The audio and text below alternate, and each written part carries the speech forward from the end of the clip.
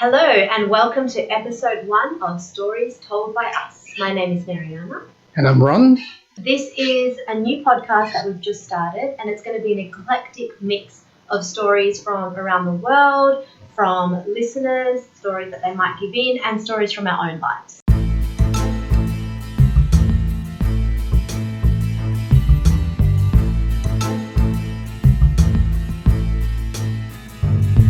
Episode 1, The Watcher House.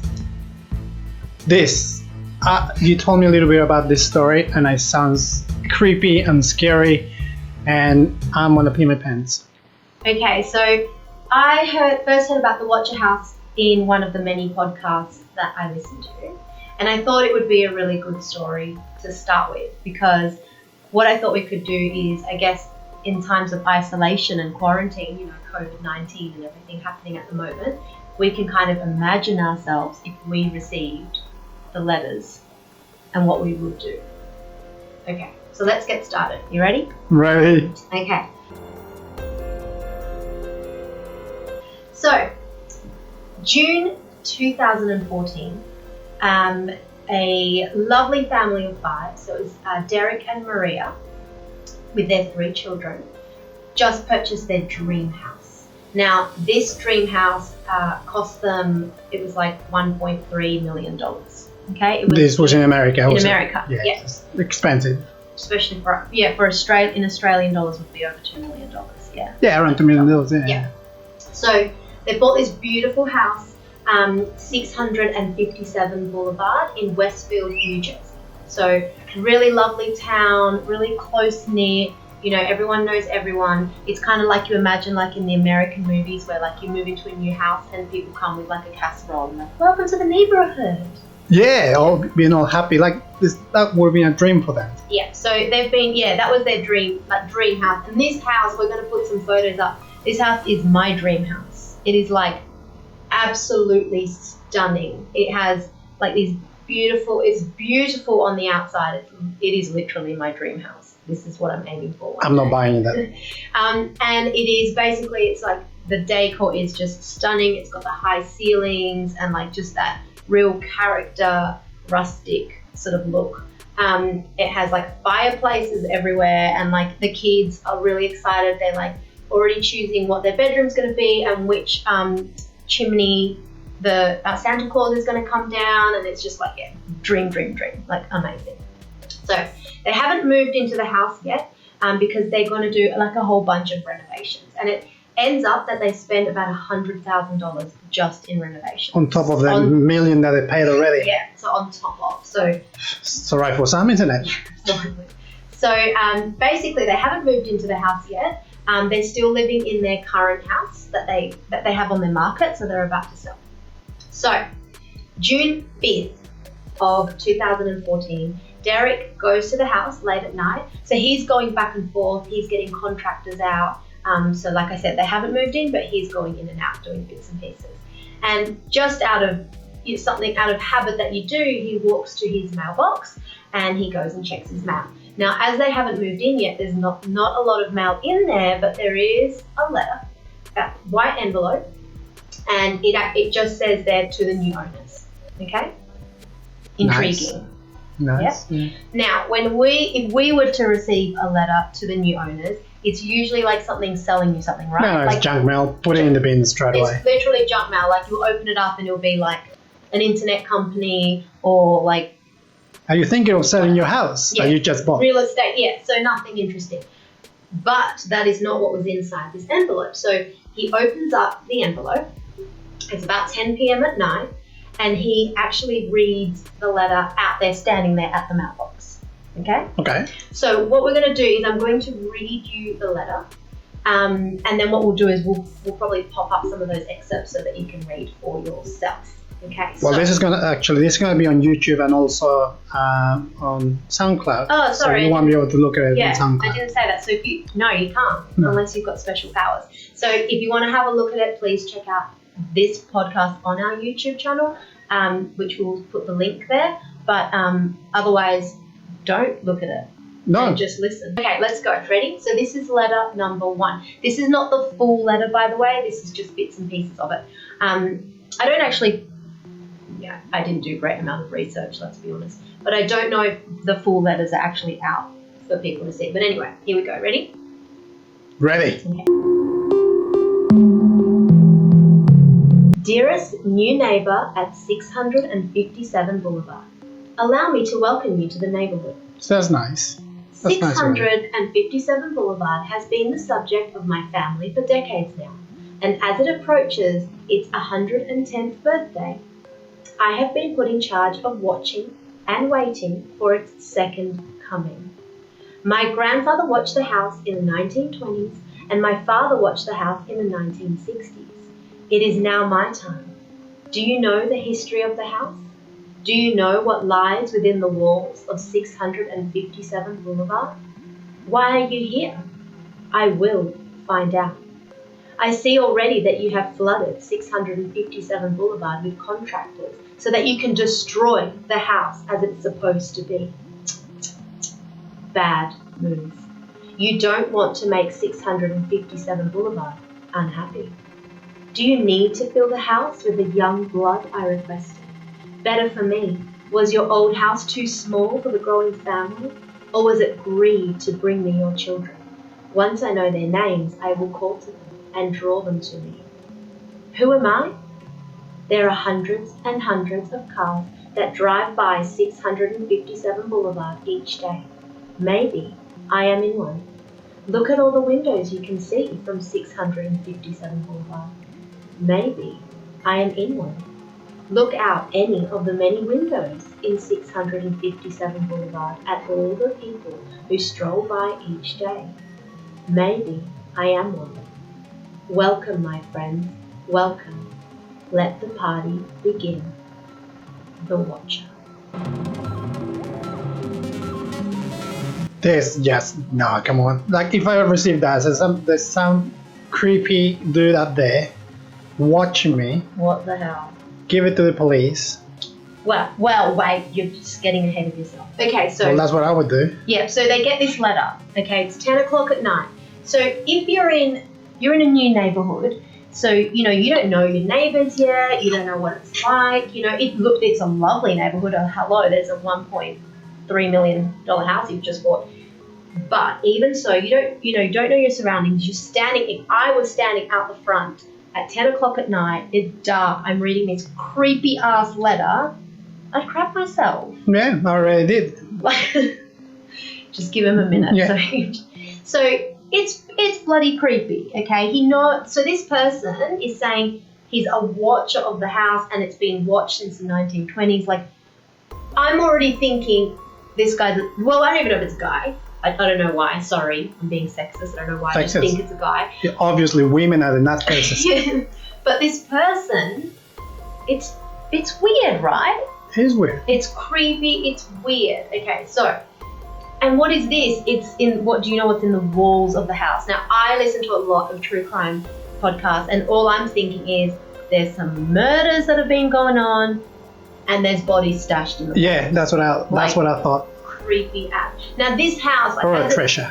Or a treasure. So this house is an old house, like it was built in like early 1900s. So it's been there for a long time. So God knows what's. So that's your firm's mistake. I mean, if you're gonna buy a house that's really old, you just have to assume that it's haunted. So don't pay $1 million for the house. No, but I love old houses. I love it. One day we're going to get an old house. It's going to happen. All right, anyway, let's move on. So, Okay. First letter comes in. Derek, obviously crapping himself going, what the hell is this? So basically, what they do is he takes the letter back home to his wife Maria, and they discuss it. And she's like, oh my God, what the hell is this? And they're scared. Okay, so what the first thing that they do is they contact the previous owners. Okay. So the previous owners are John and Andrea Woods, and they lived for 23 years in the house. So you would think, they've been there for 23 years. Surely, if this had happened to them, they're going to know something about it. So they go to them, they send them an email, they ask them, and Andrea Woods says, no, I've got no idea. I don't know who this watcher person is. No idea what you're talking about. Oh, actually, just back in May when we were about to move out, we received a letter. signed by the watcher. So they Okay. had received a letter, not during the 23 years that they'd lived there, but just before they left. So they did receive a letter, but they just were like, whatever, see you later, chucked it out. The end.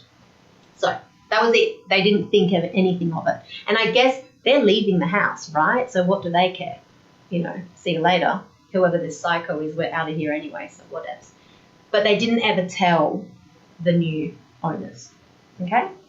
So that was that. That was it, the end. So basically they went to the police, as you would. Yeah. And, they've got 3 children. So, we've got 2 children of our own. And I wouldn't want my kids to be in this house. I wouldn't want to be in this house if some lunatic is out there. And you don't know. It could be someone that is just, it's a hoax and they're just being a dick and they, Yeah, someone being a dick and trying to scare people. trying to scare people for the fun of it. Or it could genuinely be like a Psycho. psycho. That's, God knows what they're going to do. So anyway, what they do is they stay in their previous home, they contact the police, they continue to have contractors go and work on the house the whole time, and Derek goes there quite often, but the kids don't go, Maria doesn't go, they stay out of the house basically.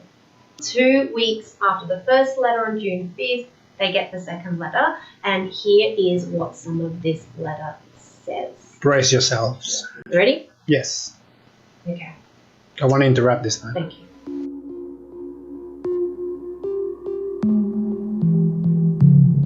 Welcome again to your new home at 657 Boulevard. The workers have been busy and I've been watching you unload carfuls of your personal belongings. The dumpster is a nice touch. Have they found what's in the walls yet? In time, they will. 657 Boulevard is anxious for you to move in. It has been years and years since the young blood ruled the hallways of the house. Have you found all of the secrets it holds yet? Will the young blood play in the basement? Or are they too afraid to go down there alone? I would be very afraid if I were them. It is far away from the rest of the house. If you were upstairs, you would never hear them scream. Will they sleep in the attic? Or will you all sleep on the second floor?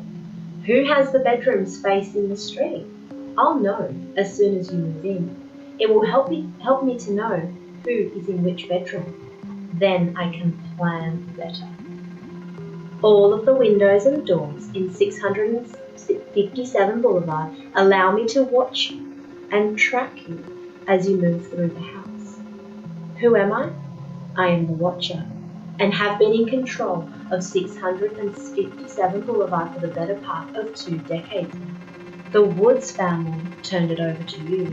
It was their time to move on and kindly sold it when I asked them to. I pass by many times a day. 657 Boulevard is my job, my life, my obsession. And now you are too, Broadus family. Welcome to the product of your greed. Greed is what brought the past 3 families to 657 Boulevard, and now it has brought you to me. Have a happy moving in day. You know I will be watching. Creepy. It is so creepy. So that's letter number 2.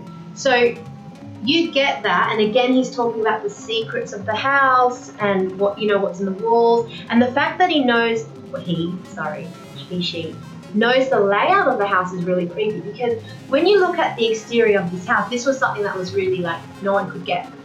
You couldn't see really inside the house, okay? You couldn't see the backyard of the house. Now this house is like gorgeous, big, huge, but then it's kind of the backyard and everything's blocked off. And there are, in the other letters, the watcher actually talks, he finds out the kids' names. So he I can't stop saying It must be, maybe a he. It's like a he.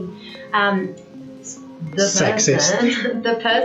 The watcher, knows the kids' names and actually talks about the youngest daughter painting on an easel, and where the daughter was with the easel was a spot that you could not see From outside. From you would have had to be like either in one of the houses with the window looking down, or be within the house or in the backyard. So this person either Well, even if this person knew the layout of the house, like maybe went through a walkthrough when it was on the market or whatever to see the inside of the house, they wouldn't know specifically where the daughter would be, would they?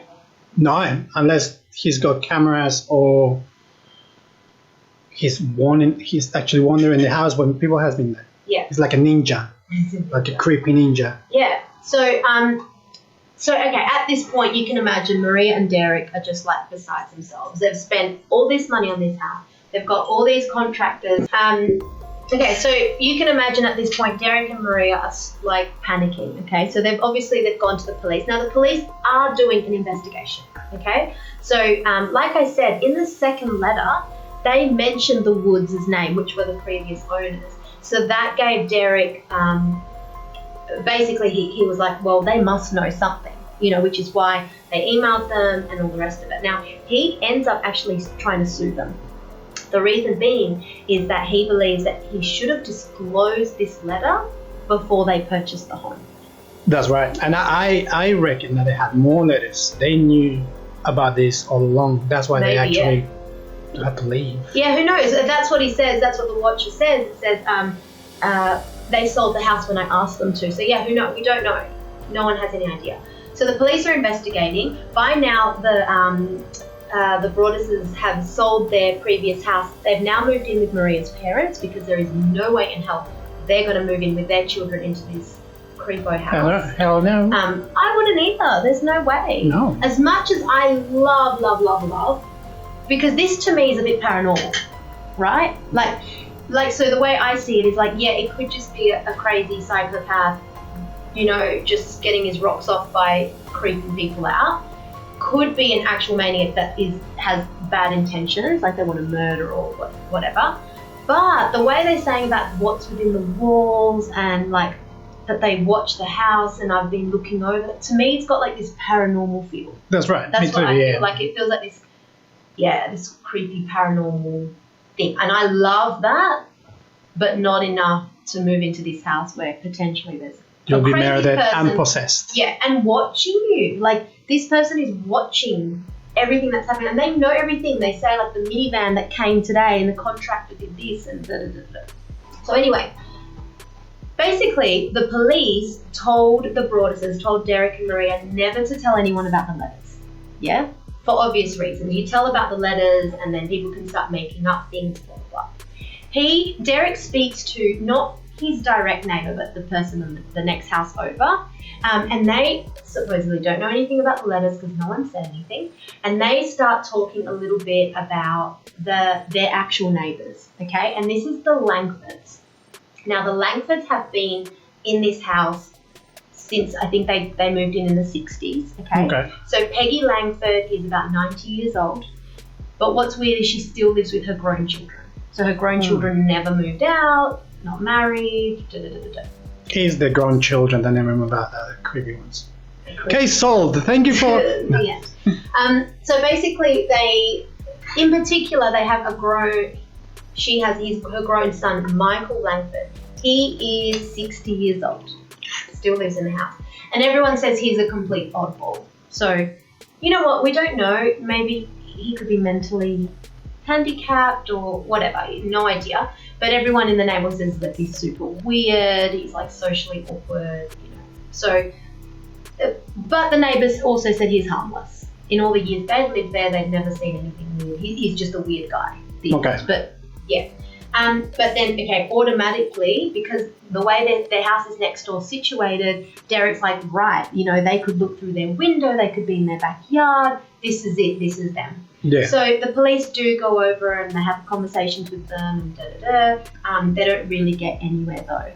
But there is some theory sort of saying as well that, because they didn't have any hard evidence of it, and, this woman, Peggy Langford's 90 years old, it's almost like the police maybe were like, do we really want to... Feel sorry for this lady. Yeah, and like it's a letter, and yet potentially something could happen, but also maybe nothing. Maybe it's just a stupid hoax, the end. That's right. But they couldn't find any evidence of it, so that is that.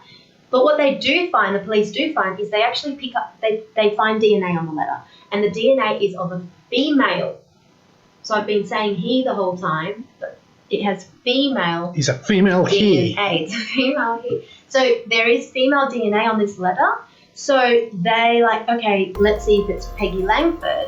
Now, Derek is not satisfied with the police investigation, so he starts doing a bit of his own. He puts up cameras everywhere. He's at the house. He actually stays there at night with the lights off and like looks out the windows and just tries to catch something. So he gets quite obsessed with finding out what this is, and rightly so. You've spent so much money on this. $1.5 million on this house, renovations in this house, and your family's living at your in-laws. Stop that.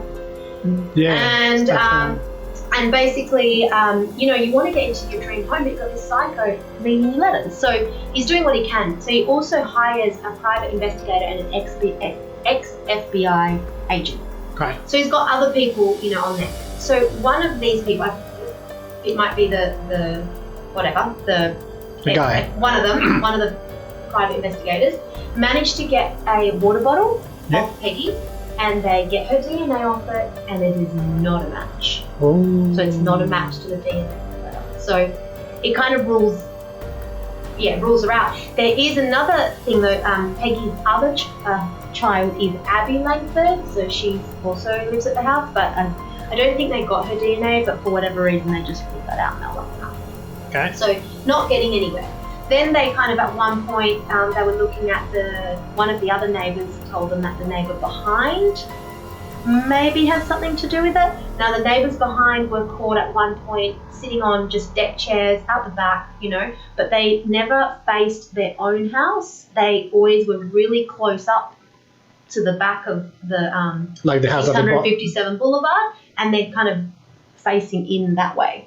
But again, like if I sat in my backyard, not that we have a big backyard, but if you sit in your backyard, you're not going to sit facing your back of your house. Yeah, but you also you face out to your garden. Yeah, but you wouldn't sit like near the fence. No, that's weird. Looking at the bush or whatever. Or the backyard of the other people. Yeah, weird. So there's like a few little sort of bits and pieces. But anyway, so they receive a third letter, and that's it. There's 3 letters anyway that we know about. So they receive a third letter, and it becomes a lot more angry. So they're getting annoyed. They're like, why are you changing the house? Why do you have contractors in here? Just wait till do whatever I need to do. Like, it starts getting quite angry and aggressive. Letters. So basically, they decide the end. We're never moving in here unless someone gets caught. We're not moving in this house. We need to get rid of it. Yep. Okay, so they put it on the market. Now, Maria, she gets super paranoid. She has to go to to a psychologist. They say she has PTSD from it. She has nightmares. Like, it all just goes to crap, basically. Wow. So they put it on the market. But what they do, which was the right thing to do, is they actually, anyone who is interested, they actually gave them a partial disclosure. So they told them, look, these are the letters that we have received, and not the full letters, but they just did a partial disclosure of the letters before, they committed. And anyone that actually decided to put one mortgage an offer on the house, they gave them a full disclosure and they gave them the letters completely. As you can imagine, did anyone want to buy the house? Hell no. No. So basically they really struggled because no one wanted to buy the house, as you wouldn't. They've done the right thing. They've told them, look, this is the letters, this is why we're not moving in. But on top of that, even though the public didn't know about the letters, being such a small town, as you can imagine, there was so much speculation about why the Broaduses hadn't moved in. So there was all sorts of gossip going on, like, why haven't they moved in?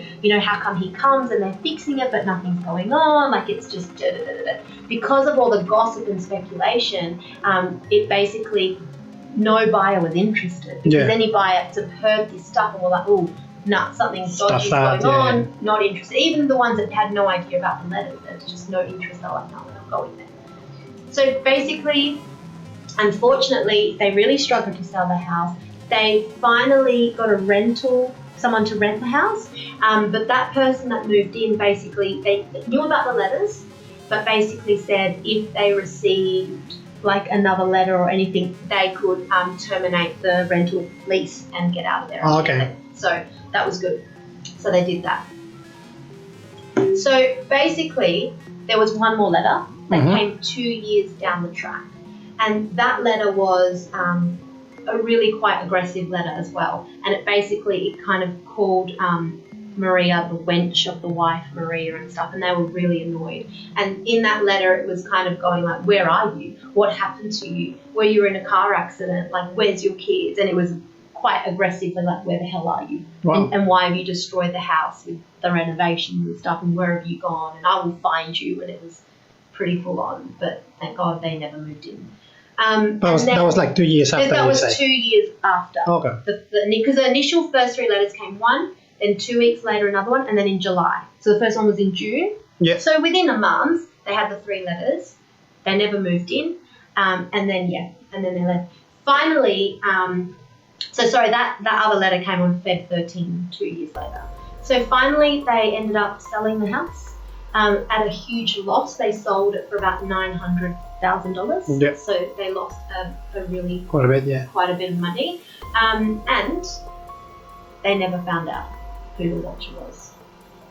And no one knows now. They haven't disclosed the name of the new owners, and no one knows if the new owners have received any letters Or if they're alive. or. Wow. That is a brief Story of the watcher. I haven't put in all the information out there, but that's just the basic story. That's So weird. yeah. So what? Okay. If you had to say, who was this? I don't know. It's like it was either the next door neighbors or one of the neighbors in the neighborhood, or someone who's alive who's a woman. Great. So anyone in the world. So yeah. So basically, the police, the closest they got was they said it's got to be someone in their 50s or 60s. They knew it was. Because of the handwriting? Or? No, it wasn't handwriting. It was typed. Ah, okay. It was a typed letter. I think it was because the reason why they said that, I think, is because someone in their 50s or 60s, perhaps someone who wasn't, because this watcher was there all the time. So it would have been someone who's retired. So Doesn't work. Yeah. someone who's retired, and also the style of writing. They said not the writing because it's typed, but the vocabulary that was used within it said it was like An older person. a little bit an older person. So they kind of said, look, it's someone in their 50s and 60s. And they did agree that it was someone local, because someone who's there, and even 2 years later, who's there watching the house, who can go by whenever they want and see what's going on, it's got to be someone in that area. So they decided someone local, older person, yeah. Creepy. It's creepy. And why would, like, my question is, first of all, what the hell is a watcher of a house? That, to me, again, like I said, I find that's real paranormal, supernatural type thing. But also, like, why would you be out to, hurt a family and be weird about the kids and where they're sleeping and what the hell? There's all sort of weirdos out there. Yeah, I know. Like this guy. But this is weird. It's like a serial killer, goes out and kills, and psycho, but just sort of acts. And this is just like this creepy person looming in the background, being really threatening, but then doesn't really do anything, but it still creeps you out. You don't know if it's just super weird. I think it was someone in the neighborhood. I think it's someone, one of the theories was perhaps it was someone that put an offer on the house and didn't get it.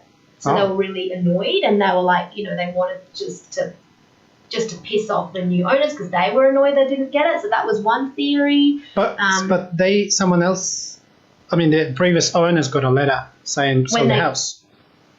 No, they didn't say that they got. They said that they got a letter when they were leaving. But the watcher wrote in there saying that they told the Woods family to sell the house. But whether that happened, no one knows, because Andrea Woods literally just said, we got a letter when we were leaving when we'd already sold the house, and we just chucked it in the bin. So you don't know. Are they lying? And they knew and they know what this watcher person is and whatever? Have they lived 23 years in the house getting letters, or perhaps they never touched the house in any way, because he seemed to be really caught up on the renovations, yeah? Yeah. He was like, why are you changing the house? It needs to be the way it always was. So, was this person just this creepy person who thought that they had ownership of this house for some reason? Could it have been someone from a family from before the Woodses? This is my theory. This guy moved into the neighborhood recently. He wanted to buy this house because he used to live in his house when he was younger, or it was part of his family. He put his lollipop in a wall somewhere. What? Something. He put something in the wall. Like you when you used to put meat in the wall because you didn't want to eat it? Yeah, and not that kind of meat. Anyways, but that's a theory that like this little kid used to live in this house, grew up to be an old creepy guy, wanted to buy the house, told the what was their names? The Joneses? The Broaduses. No, the other guys. Woods. The Woods. Yeah. To sell the house. He wanted to put an offer on the house, and this other guys beat him to the offer. He got pissed off, and now he sends him letters. Yeah, could be. Yeah, who knows? And no one knows. And it's not innocent what this person's done. No. Like he's put this, specifically Maria Broadus, through trauma. Psychology, through trauma. They're and not cheap. and all of that. And but it could have been as harmless as just a letter. Yeah. Or Could have been had worse. they moved in, it could have escalated big time. Like, it's Yeah. crazy. But you know what? We're going to end it there. But we'd love to know what your theories are. Yeah, Or let us know in the comments. Yeah, perhaps you've heard about this story and you know a little bit more information. I'm really sorry if I've stuffed up any of the information. But it's just, I think it's a super interesting story. Really super creepy. I'm sorry to I love. interrupt, my beautiful wife. Please don't hit me again. This story has actually been bought by Netflix. You said this before, Yeah. so it must be more to the story, more something very interesting that maybe we have missed. That we don't know. Or, I guess a fictional depiction of it, they're probably going to add bits and pieces to More creepy make it stuff. cool. But Yeah. I don't know if it's going to be a movie or a series or what, and I don't know if it's still happening. But I think 5 networks or 5, whatever they're called, actually were fighting for the rights to it, and Netflix won. So Okay. what's going to happen from there? I'm sure it's going to be awesome though. Or if they do it right, Yeah. it'll be awesome. When it comes out on Netflix, we can actually Netflix and chill to this movie. Thank you, subscribe. Thank you so much for listening to episode 1. We hope you really enjoy it. We will be releasing these on a weekly basis. And like I said, it is any story. It could be about any topic. Send us your stories. Send us your stories. Yeah, that'd be great. We could read some listener stories and just, give you our take on it. So have an amazing COVID-19 quarantine. Stay at home. Be safe. Stay safe. Happy and stuff. See you later. So, bye.